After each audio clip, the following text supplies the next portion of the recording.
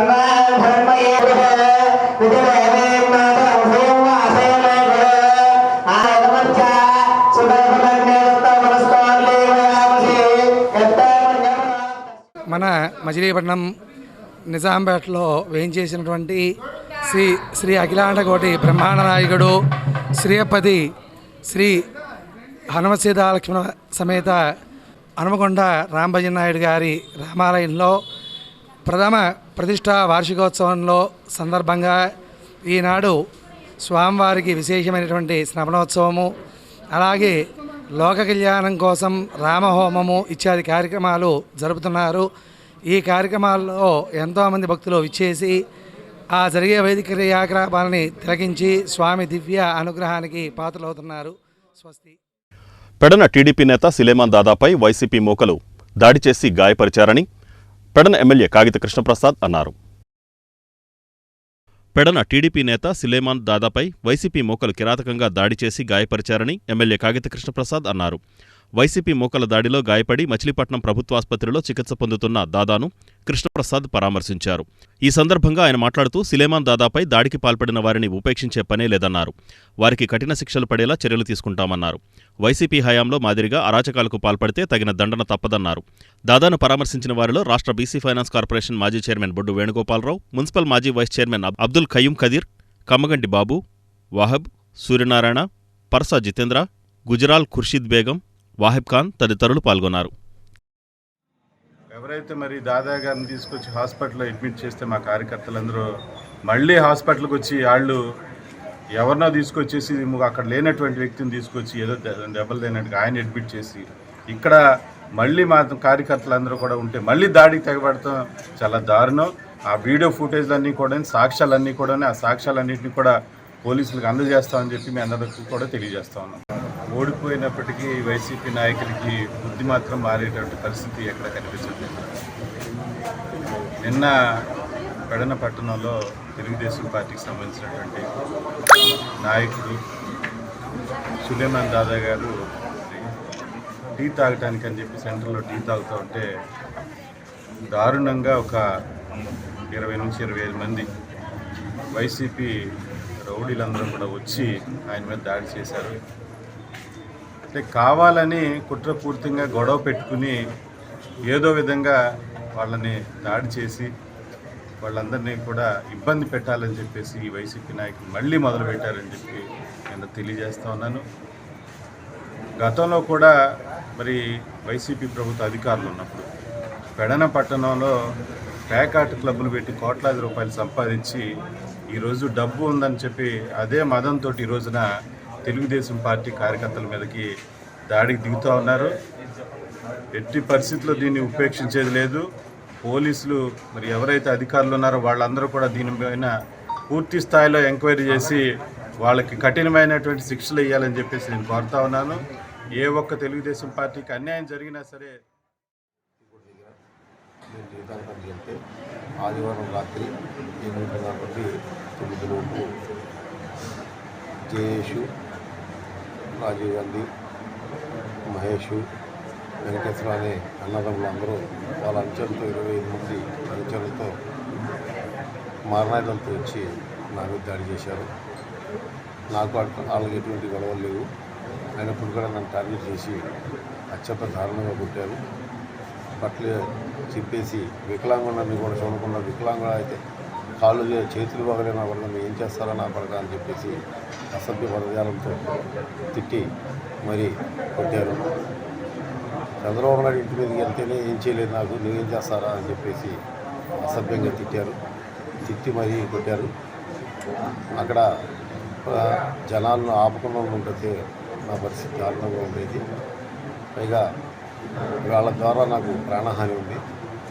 నేనేదో ఉద్యోగం పూర్తి చేసుకున్నాను.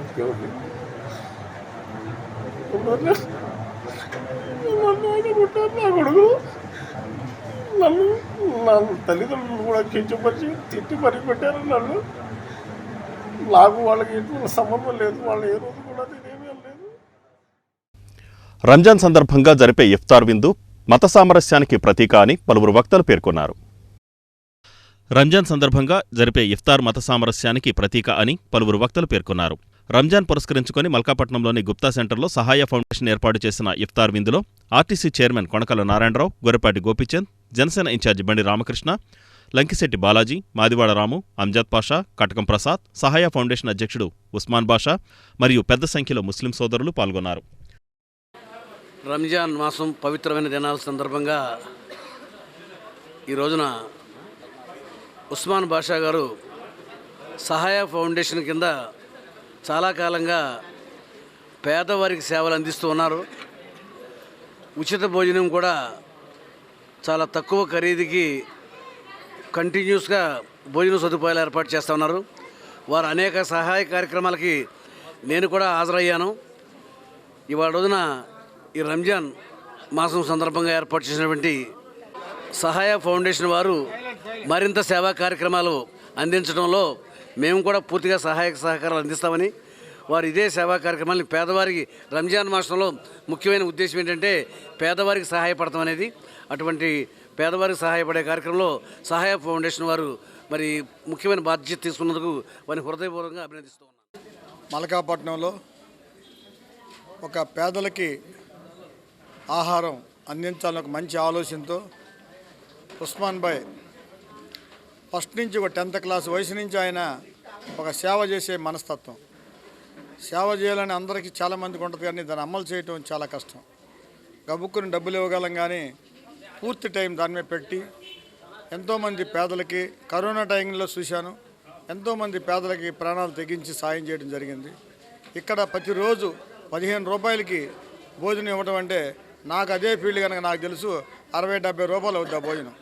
అలాంటిది ఆయన 15 రూపాయలకి ఇవ్వగలుగుతున్నాయంటే ఎంతోమంది దాతలు మరి ఆయనకి సహాయం చేయమట్టి ఇవాళ రంజాన్ ఇఫ్తార్ విందు పెద్దలు గౌరవనీయులు మరి బాలాజీ గారు, మరి చైర్మన్ గారు కొనకల నారాయణరావు గారు, మరి పెద్దలందరూ కూడా దీనికి రావడం చాలా సంతోషంగా ఉంది.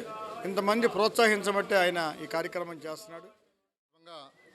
మచిలీపట్నం, పెడన, పామరు నియోజకవర్గంలో ప్రజలందరికీ కూడా ముఖ్యంగా ముస్లిం కుటుంబ సభ్యులందరికీ కూడా రంజాన్ శుభాకాంక్షలు తెలియజేస్తూ పేదవాడి గుండె చెప్పడే సహాయ ఫౌండేషన్ ఇక్కడ ప్రతిరోజు కొన్ని వందల మందికి అతి తక్కువ ధరలో ఇక్కడ భోజనం ఏర్పాటు చేసిన సహాయ ఫౌండేషన్ క్యాంటీన్లో ఈ రోజున ఇఫ్తార్ విందు ఏర్పాటు చేయడం జరిగింది. ఈ కార్యక్రమాన్ని ముఖ్య అతిథిగా రాష్ట్ర ఆర్టీసీ చైర్మన్ శ్రీ కొనకళ్ళ నారాయణరావు గారు, అలాగే మచిలీపట్నం జనసేన ఇన్ఛార్జ్ బండి రామకృష్ణ గారు, కృష్ణా జిల్లా గంధాల సంస్థ మాజీ అధ్యక్షులు శ్రీ గొర్రెపాటి గోపీచంద్ గారు, పెడన మున్సిపల్ చైర్మన్ గారు, బాషా గారు, ఇతర పెద్దలందరూ కూడా రావడం జరిగింది. ఈ విధంగా ఒకళ్ళు హిందూ ముస్లిం బాయి అంటూ అందరినీ ఒకే విధంగా తీసుకొచ్చి సోదరభావాన్ని పెంపొందించే విధంగా ఇఫ్తార్ కార్యక్రమాలు ఏర్పాటు చేయడం చాలా అభినందనీయం. ఎక్కడా లేని విధంగా మన మచిలీపట్నంలో చక్కటి కార్యక్రమాలు రంజాన్ సందర్భంగా చేస్తున్నారు. రాబోయే రోజుల్లో అందరం కూడా ఈ రంజాన్లో పాల్పంచుకుని ముస్లిం సోదరుల కుటుంబ సభ్యులుగా కలిసి బాషా గారు చేస్తున్నటువంటి ఈ సేవ మిత్రులు చెప్పినట్టుగా ఒక అంకిత భావంతో ఇది ఒక మహాయజ్ఞంలాగా చేస్తున్నందుకు ఆయనకి అభినందనలు తెలియజేసుకుంటూ, స్నేహభావంతో అన్ని మతాల వారు కూడా ఒక పవిత్రమైన మనసుతో ఈ పవిత్ర రంజాన్ సందర్భంగా వీళ్ళందరినీ కలవటం, అందరూ కలిసి విందు తీసుకోవటం, ఒకరికొకళ్ళు అండగా ఉండామని చెప్పి నిలబడటం చాలా సంతోషించదగ్గ విషయం. ఏదేమైనా అల్లాని ఉస్మాన్ బాషా గారిని చూసుకుంటూ పేదలు ఎంతోమంది కేవలం 15 రూపాయలకే భోజనం పొందుతున్నారంటే అది అల్లా ఆశీర్వచనాలు. స్టార్ గ్రూప్ ఆధ్వర్యంలో నిర్వహించిన ఇఫ్తార్ విందులో పెద్ద సంఖ్యలో ముస్లిం సోదరులు పాల్గొన్నారు. ఈ కార్యక్రమంలో star groups founder and director Sriram, admin director Ayyappaswamy మరియు ప్రిన్సిపల్స్, అధ్యాపక సిబ్బంది పాల్గొన్నారు. పేద వర్గాల ఆరోగ్య భద్రతకు కూటమి ప్రభుత్వం భరోసా కల్పిస్తుందని మున్సిపల్ మాజీ చైర్మన్ మొటమరి బాబాప్రసాద్ అన్నారు. పేద వర్గాల ఆరోగ్య భద్రతకు కూటమి ప్రభుత్వం భరోసా కల్పిస్తుందని మున్సిపల్ మాజీ చైర్మన్ మోటమరి బాబాప్రసాద్ అన్నారు. 43వ డివిజన్లో జరిగిన కార్యక్రమంలో అనారోగ్యంతో బాధపడుతున్న పామర్తి గోపాలకృష్ణకు ముఖ్యమంత్రి సహాయ నిధి చెక్కును కూటమి శ్రేణులతో కలిసి ఆయన అందజేశారు. అనారోగ్యంతో బాధపడుతున్న గోపాలకృష్ణ ముఖ్యమంత్రి సహాయ నిధి నుంచి 74,000 రూపాయల ఆర్థిక సహాయం వైద్య ఖర్చుల నిమిత్తం మంజూరు చేయడం పట్ల ముఖ్యమంత్రి చంద్రబాబు నాయుడు, రాష్ట్ర మంత్రి కొల్లు రవీంద్రలకు కూటమి శ్రేణులు కృతజ్ఞతలు తెలిపాయి. ఈ కార్యక్రమంలో టీడీపీ నాయకులు ఇలియాస్ పాషా, ఊకంటి రాంబాబు, బండారు నాని, డాక్టర్ ఉమామహేశ్వరరావు, జనసేన ఇన్ఛార్జి కోలపల్లి గణేష్ తదితరులు పాల్గొన్నారు. మరి ఎన్టీఆర్ ఆరోగ్యశ్రీ కింద మనకి మెడికల్ నిమిత్తం దాదాపు 76,000 రూపాయలు వాళ్ళ ఆరోగ్యం కింద ఆపరేషన్ నిమిత్తం ఆయనకి అందజేయడం జరిగింది. పేరు వచ్చేప్పటికి గోపాలకృష్ణ గారు 43వ డివిజన్లో మన రాంబాబు గారి ఆధ్వర్యంలో ఈ కార్యక్రమాన్ని చేపట్టడం జరిగింది. ముఖ్యంగా ప్రతి పేదవాళ్ళకు కూడా కష్టాలు ఉన్నప్పుడు కూటమి ప్రభుత్వం ఆదుకోవడానికి ముందుగా ఉంది. ఈరోజు చంద్రబాబు నాయుడు గారు కానీ, పవన్ కళ్యాణ్ గారు కానీ, బీజేపీ ప్రభుత్వం కానీ అందరూ కలిపి వాళ్ళకు ఒక యూనిట్గా అందరికి కూడా ప్రతి పథకం అందాలి, పేదవాళ్ళకి అండగా ఈ ప్రభుత్వం ఉండాలని చెప్పి కూడా మొదటి నుంచి ఎలక్షన్ ముందు ఏదైతే చెప్పిందో ఆ రకంగానే ఒక్కొక్కటి కూడా అనేక సంక్షేమ కార్యక్రమాలు, అనేక అభివృద్ధి కార్యక్రమాలు చేపడుతూ ఈ రాష్ట్రాన్ని ముందుకి చంద్రబాబు నాయుడు గారు, పవన్ కళ్యాణ్ గారు, అట్లాగే మన మంత్రి కొల్లు రవీంద్ర గారు, బాలశౌరి గారు కూడా ఈ కార్యక్రమాలను చేపట్టడం జరుగుతుంది. దాంట్లో భాగంగా తెలుగుదేశం పార్టీ, జనసేన, కూటమి ప్రభుత్వం అంతా కూడా పెద్ద ఎత్తున అభివృద్ధి కార్యక్రమాలు కూడా శ్రీకారం చుడుతుంది. ఈరోజు ఎవరైతే మరి ఆర్థికంగా వెనకబడి ఉన్నారో వాళ్ళందరికీ కూడా మేము ఉన్నాం అండగా అని చెప్పి వాళ్ళు ఈ చెక్కు పంపిణీ కార్యక్రమాన్ని కూడా చేపడుతుంది జరుగుతుంది. రాంబాబు గారు, అట్లాగే గణేష్ గారు, అట్లాగే ఇక్కడ ఉన్నటువంటి కూటమి నాయకులందరూ ఈ రోజున పి గోపాలకృష్ణ గారికి ఆరోగ్యమే మహాభాగ్యం, ఆరోగ్యమైనటువంటి జీవితం, ఆరోగ్యమైనటువంటి వ్యక్తులు, అనేక సమస్యలతో ఇబ్బంది పడుతున్నటువంటి చంద్రబాబు నాయుడు గారు ఆ రోజు ఒకటే చెప్పారు. గతంలో కూడా ఏదైతే ఆరోగ్యరీత్యా ఎవరైతే ఇబ్బంది పడుతున్నారో వారందరికీ కూడా వారి కుటుంబాన్ని మరి వారు నిలదొక్కునే విధంగా ఆ కుటుంబంలో పెద్దవారికి ఎవరికైనా ఇబ్బంది వస్తే, ఎవరైనా సరే ఇంట్లో ఎవరికైనా ఇబ్బంది వచ్చినప్పుడు సీఎం సహాయ నిధి కింద, సీఎం రిలీఫ్ ఫండ్ కింద ఈ రోజున 43వ డివిజన్లో పి గోపాలకృష్ణ గారికి 44,670 రూపాయలు చెక్కు రావడం జరిగింది. 74,670 రూపాయలు చెక్కు రావడం జరిగింది. అట్లాగే గౌరవ మంత్రివర్యులు కొల్లు రవీంద్ర గారు కూడా నిత్యం ప్రజల్లో ఉంటూ ఇలాంటి ఏదొచ్చినా కూడా ఇమీడియట్గా ప్రజలకి అందుబాటులో ఉండాలన్న, ప్రజలకి అందుబాటులోకి చెక్కులు రావాలని నిరంతరం పనిచేస్తూ ఉన్నారు. నా పేరు కోలపల్లి గణేష్ అండి. నేను 43వ డివిజన్ జనసేన పార్టీ ఇన్ఛార్జిని. ఇలా కూటమి ప్రభుత్వంలో ఇలా మన గోపాలకృష్ణ గారు ఇలా వైద్య నిమిత్తం సీఎం రిలీఫ్ ఫండ్కి పెట్టుకున్నారు. మా సీఎం గారు ఇది పరిశీలించి మన ఎమ్మెల్యే గారి చేతుల మీదుగా చెక్ పంపించారు. ఇవాళ మోటమరి బాబా గారు, మా ఇలియాస్ పాషా గారు, మా ఓకొండ రాంబాబు గారు, బండారు నాని గారు, దాస్ గారు అందరం కలిసి మేము చెక్ వేయడం జరుగుతుంది. మా కూటమి ప్రభుత్వం ద్వారా ఇలా ప్రతి ఆపద సాదుకుంటామని మాటిస్తున్నాం. నగరంలో 10వ తరగతి పరీక్షలు ప్రశాంతంగా ప్రారంభమయ్యాయి. నగరంలో 10వ తరగతి పరీక్షలు ప్రశాంతంగా ప్రారంభమయ్యాయి. జిల్లా వ్యాప్తంగా ఏర్పాటు చేసిన 145 కేంద్రాలలో ఉదయం 9:30 నుండి ప్రారంభమైన 10వ తరగతి పరీక్షలకు హాజరయ్యే విద్యార్థులు ముందుగానే ఆయా పరీక్షా కేంద్రాలకు చేరుకున్నారు. పరీక్షా కేంద్రాలకు నిర్ణీత సమయానికంటే ముందుగానే విద్యార్థులు చేరుకోవడంతో ఆ ప్రాంతాలు కోలాహలంగా మారాయి. ఈ సందర్భంగా ఎలాంటి అవాంఛనీయ సంఘటనలు జరగకుండా గట్టి పోలీసు బందోబస్తు ఏర్పాటు చేశారు. తిరుమలలో దేవాంగ సత్రం, నిత్యాన్నదాన సత్రం ఏర్పాటు చేసినట్లు ఆ సంఘ నాయకులు తెలిపారు. తిరుమలలో ఆంధ్రప్రదేశ్ దేవాంగ సంక్షేమ సంఘం 102 రూములలో పెద్ద తిరుపతి దేవాంగ సత్రం, నిత్య అన్నదాన సత్రం ఏర్పాటు చేయడం జరిగిందని సంఘ నాయకులు తెలిపారు. దేవాంగ ప్రముఖులు బొమ్మన దుర్గాప్రసాద్, నక్కిన చినవెంకటరాయుడు ఆధ్వర్యంలో 102 రూములతో పెద్ద తిరుపతి దేవాంగ సత్రం, నిత్య అన్నదాన సత్రం బొమ్మన అశ్వినికుమార్, స్వర్ణరేఖ దంపతులతో గృహప్రవేశం చేయడం జరిగిందని వారు తెలిపారు. ఈ సందర్భంగా గూడూరు మండలం కప్పలదొడ్డి గ్రామంలో శ్రీ రామలింగ చౌడేశ్వరి దేవస్థానం వద్ద మెడకు విశ్వేశ్వరరావు, ఆంధ్రప్రదేశ్ దేవాంగ సంక్షేమ సంఘం అనుబంధ సంస్థ చేనేత విభాగం కోశాధికారి మేడక విశ్వేశ్వరరావు ఆధ్వర్యంలో జరిగిన కార్యక్రమంలో పలువురు మాట్లాడుతూ ఈ సత్రంలో దేవాంగ బంధువులందరికీ రూములు ఏర్పాటు చేయడం జరుగుతుందని తెలిపారు. వసతి గృహం, కళ్యాణ మండపం, మరి తిరుపతికి వెళ్ళాలన్నా, తిరుమల దర్శనం చేసుకోవాలన్నా మనకు సదుపాయాలు ఏర్పాటు చేయాలని ఒక సంకల్పంతో దేవాంగ పెద్దలందరూ కలిసి, ముఖ్యంగా మన బొమ్మన దుర్గాప్రసాద్ గారి ఆధ్వర్యంలో జరిగినటువంటి వసతి గృహానికి మన గృహప్రవేశం జరిగింది. అలాగే 2 నెలల్లో కూడా అందుబాటులోకి వస్తుందని చెప్పడం కూడా చాలా సంతోషకరం. ఏదైతే మన శ్రీశైలంలో మన వసతి గృహాన్ని కూడా విరివిగా మన గ్రామం నుంచి కూడా ఎంతోమంది ఉపయోగించుకుంటూ ఉన్నాం. అక్కడికి వెళ్ళి 2-3 రోజులు ఉండి కూడా దైవ దర్శనాలు చేసుకుని ఎంతో తృప్తిగా కూడా మనం రావడం జరుగుతుంది. అదే స్ఫూర్తితో కూడా ఈరోజు తిరుపతిలో తిరుమల దర్శనం చేసుకోవాలనే సంకల్పంతో మరి దేవాంగ పెద్దలు గత 3 సంవత్సరాల ముందు అనేక మంది డొనేషన్ల ద్వారా ఆ సత్రాన్ని ఏర్పాటు చేసి అందుబాటులోకి తీసుకొచ్చి మరి ఈరోజు మన గ్రామంలో కూడా తెలియపరచాలనే ఒక సంకల్పంతో మన దేవాంగ సంక్షేమం తరపున మన గ్రామం నుంచి ఉన్నటువంటి విశ్వేశ్వరరావు గారి ద్వారా మరి ఈ సమావేశం ఏర్పాటు చేయడం జరుగుతుంది. మనం కూడా అందుబాటులో ఉన్నటువంటి ప్రతి ఒక్కరికి ఈ విషయం తెలియపరుద్దాం.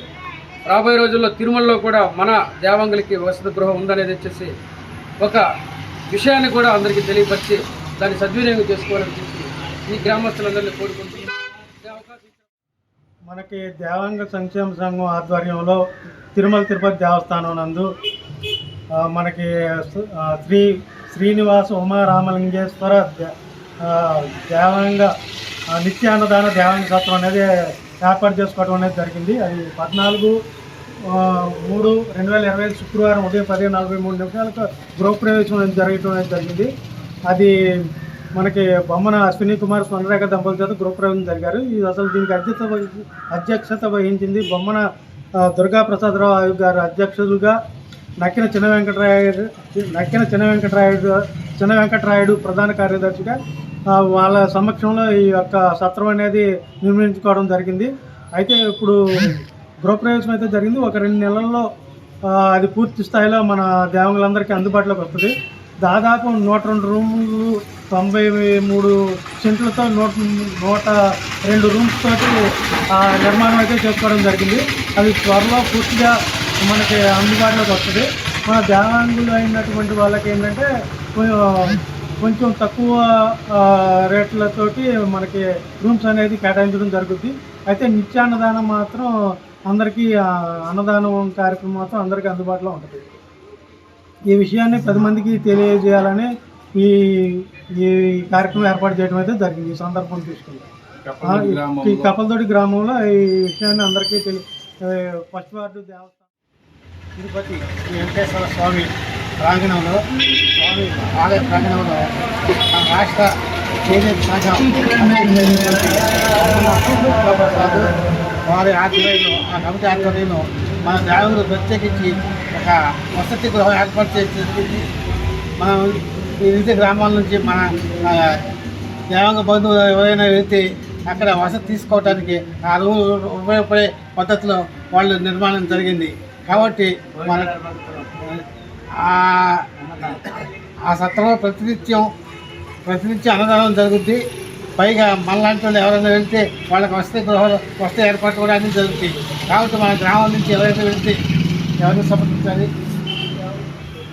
వెళ్తే మేడగా విశ్వేశ్వరాన్ని సంప్రదిస్తే వాళ్ళ లెటర్ ఇస్తాడు.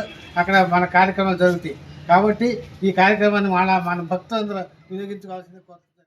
పెడన నియోజకవర్గ వ్యాప్తంగా 10వ తరగతి పరీక్షలు ప్రశాంతంగా ప్రారంభమయ్యాయి. పెడన నియోజకవర్గ వ్యాప్తంగా 10వ తరగతి పబ్లిక్ పరీక్షలు ప్రశాంతంగా ప్రారంభమయ్యాయి. పరీక్షా కేంద్రాల దగ్గర పోలీసులు పటిష్టమైన ఏర్పాట్లు చేశారు.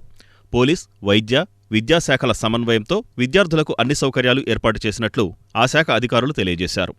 విద్యార్థులు ప్రశాంత వాతావరణంలో పరీక్షలు రాసేందుకు అన్ని ఏర్పాట్లు చేసినట్లు తెలియజేశారు. ఈ సందర్భంగా బంటుమిల్లి ఎంఈఓ వెంకటేశ్వరరావు మాట్లాడుతూ ప్రతి విద్యార్థి పరీక్షా కేంద్రానికి వచ్చేటప్పుడు హాల్ టికెట్, పెన్ను, ప్యాడ్ వంటివి సిద్ధం చేసుకుని పరీక్షా కేంద్రానికి గంట ముందు వచ్చి పరీక్ష రాసేటప్పుడు ముందుగా క్వశ్చన్ పేపర్ చదువుకొని వచ్చిన ప్రశ్నలు రాయాల్సిందిగా విద్యార్థులకు ఆయన సూచించారు. బంటుమిల్లి వైద్యాధికారి ప్రవీణ్ మాట్లాడుతూ పరీక్షా కేంద్రాల వద్ద విద్యార్థులు ఎటువంటి ఒత్తిళ్లకు లోనైనా వారికి తక్షణమే ఫస్ట్ ఎయిడ్ పరీక్షా కేంద్రాల వద్ద ఏర్పాటు చేసినట్లు ఆయన తెలిపారు. బంటుమిల్లి పిహెచ్సి పరిధిలో ఉన్నటువంటి 4 సబ్ సెంటర్స్లో కూడా ఎగ్జామినేషన్ అనేది జరుగుతూ ఉంది. సో ఈ 4 సెంటర్స్లో కూడా హెల్త్ డిపార్ట్మెంట్ అనేది నియమించడం జరిగింది. సో దానికి తగ్గట్టుగా మెడిసిన్స్ అన్నీ కూడా పెట్టడం జరిగింది. హెల్త్ టీం మొత్తం కూడా అప్రమత్తంగానే ఉంది. ఎటువంటి అవాంఛనీయ సంఘటనలు జరిగినా సరే, హెల్త్ రిలేటెడ్ ఎనీ ఎమర్జెన్సీ వచ్చినా సరే వాటిని పరిష్కరించడానికి హెల్త్ టీం మొత్తం అప్రమత్తంగానే హెడ్ క్వార్టర్స్లో కూడా ఉంది. సో తగు మందులు కూడా ఎగ్జామినేషన్ సెంటర్స్లో ఉంచడం జరిగింది. మంచినీటి సదుపాయాలు కూడా అన్ని సెంటర్స్లో కూడా ఉండటం, వాటిని చూసి వెరిఫై చేసుకోవడం కూడా జరిగింది. సో విద్యార్థులందరికీ కూడా ఆల్ ది బెస్ట్ అండి. ఎటువంటి ఒత్తిడికి లోను కాకుండా పరీక్షలు జాగ్రత్త రాయాలని కోరుకుంటున్నాను. అందరికీ ఏంటంటే ఈ ఎండాకాలం అంటేనే కూడా అందరికీ కూడా ఏంటంటే డీహైడ్రేషన్ సమస్యలు చాలా ఎక్కువ ఉంటాయి. కాబట్టి ముఖ్యంగా విద్యార్థులు అనేది ఏంటంటే చదువులో పడిపోయి ఈ వాటర్ తాకపోవటం అనేది చాలా కామన్గా జరుగుతుంది. కాబట్టి ఏంటంటే అందరికీ చేసే సూచన ఏంటంటే ప్రతి గంటకి ఎంతో కొంత ఒక గ్లాస్ మంచినీళ్ళు అయినా సరే, మంచినీళ్ళు తాగలేని పక్షంలో ఏంటంటే బార్లీ సబ్జా గింజల నీళ్ళు కానీ లేకపోతే ఏమైనా పళ్ళ రసాలు కానీ ఖచ్చితంగా తీసుకోవాలని, అలాగే ప్రతి సబ్ సెంటర్ పరిధిలో కూడా మీకు ఏంటంటే ఓఆర్ఎస్ కార్నర్ అనేసి ఒకటి పెట్టడం జరిగింది. సో అక్కడికి వచ్చి మీకు ఓఆర్ఎస్ అనేది ఖచ్చితంగా ఇవ్వడం జరిగింది. ఇప్పుడు మన బంటుమిల్లి మండలంలో మెయిన్గా 6 సెంటర్లని ఎస్ఎస్సి ఎగ్జామినేషన్ కేటాయించడం జరిగింది. 9:30 గంటల నుంచి ఎగ్జామ్స్ బిగిన్ అవుతాయి. అన్ని సెంటర్లలో కూడా చక్కగా హెల్త్ కానీ అలాగే రక్షణ సిబ్బంది, పోలీస్ సిబ్బంది కానీ అంతా ఏర్పాటు చేయడం జరిగింది. 3 సి సెంటర్లు ఉన్నాయి. ఒక సెంటర్లో మన సీసీ కెమెరాలు పెత్తముడిలో, జడ్పీహెచ్ఎస్ పెత్తముడిలో కూడా ప్రభుత్వం ఏర్పాటు చేసింది. అంతా పీస్ఫుల్గా ప్రశాంతంగా జరుగుతుంది. ఈ మార్నింగ్ 8 గంటల దగ్గర నుంచి పోలీస్ స్టేషన్లో పేపర్లు ఎత్తడం దగ్గర నుంచి ప్రతి స్కూల్ని కూడా విజిట్ చేసి పర్యవేక్షించడం జరిగింది. పేరెంట్స్ కూడా చక్కగా సెంటర్ దగ్గర వదిలేసి వెళ్ళిపోతున్నారు. ఎవరు కూడా సెంటర్ దగ్గర లేరు. చక్కగా ప్రశాంత వాతావరణంలో ఈ పరీక్షలు జరుగుతూ ఉన్నాయి. Thank you. ఎగ్జామినేషన్కి వచ్చే ముందు వాళ్ళ దగ్గర హాల్ టికెట్ ఉందా లేదా అనేది చూసుకోవాలి. కనీసం గంట ముందు రావాలి, లేదా అరగంట ముందైనా వచ్చి ప్రశాంతంగా చక్కటి వాతావరణంలో వాళ్ళు కూర్చుని వాళ్ళు ఇచ్చినటువంటి క్వశ్చన్ పేపర్ ముందు చదవడానికి ఒక పావుగంట ప్రత్యేకంగా కేటాయించింది ప్రభుత్వం. ఆ పావుగంట క్వశ్చన్ పేపర్ మొత్తం టాప్ టు బాటం చక్కగా వాళ్ళు చదువుకుని బాగా వచ్చిన ప్రశ్నకి ఆన్సర్ ముందు రాయటం బెస్ట్ అన్నమాట. అలా పామరు నియోజకవర్గంలో 10వ తరగతి పరీక్షలు ప్రశాంతంగా ప్రారంభమయ్యాయి. పామరు నియోజకవర్గంలో 10వ తరగతి పరీక్షలు ప్రశాంత వాతావరణంలో ప్రారంభమయ్యాయి. పరీక్షా కేంద్రాల వద్ద ఎటువంటి అవాంఛనీయ సమస్యలు తలెత్తకుండా అధికారులు పటిష్ట చర్యలు తీసుకున్నారు. హాల్ టికెట్ ఉన్న విద్యార్థులను క్షుణ్ణంగా తనిఖీ చేసి పరీక్షా కేంద్రాల్లోకి అనుమతిస్తున్నారు. పరీక్షా కేంద్రాల పరిసర ప్రాంతాల్లో 144 సెక్షన్ అమల్లోకి తెచ్చి పోలీసులు భద్రతా చర్యలు చేపట్టారు. పరీక్షా కేంద్రాల్లో ప్రత్యేకంగా సీసీ కెమెరాలు ఏర్పాటు చేసి నిరంతర నిఘా వ్యవస్థను ఏర్పాటు చేశామని, ఇన్విజిలేటర్ల ఫోన్లను సైతం పరీక్షా కేంద్రాల్లోకి అనుమతించకుండా పటిష్ట చర్యలు తీసుకున్నట్లు విద్యాశాఖ అధికారులు తెలియజేశారు. ఈ వార్తలు ఇంతటితో సమాప్తం. నమస్కారం.